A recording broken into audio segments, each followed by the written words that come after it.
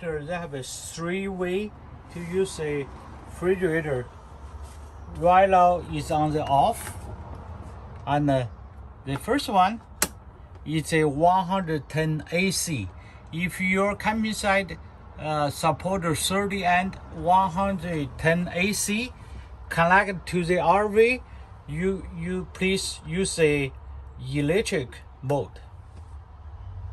Also, we have a battery mode. Please don't use a battery mode over 3 hours. Otherwise, they are going to drain the battery, make a house battery voltage too low. If you have a low outside 110 AC support, you just only use the propane. When you use propane or gas mode, use the left thumb to push this button in. Use right thumb to start it. Couple times. Hold for 10 seconds. You can see this red pin start to move from the white bar to the green part. Then leave it.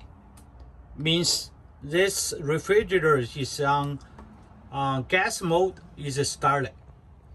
If you have a dry camp, low 110 AC, just leave the gas mode. Even you turn the whole house battery off, the refrigerator still on in the gas mode. You don't need to worry about it. You turn the whole RV battery off, the refrigerator will turn off. Won't. The refrigerator, if you leave the propane on, they always keep the propane on.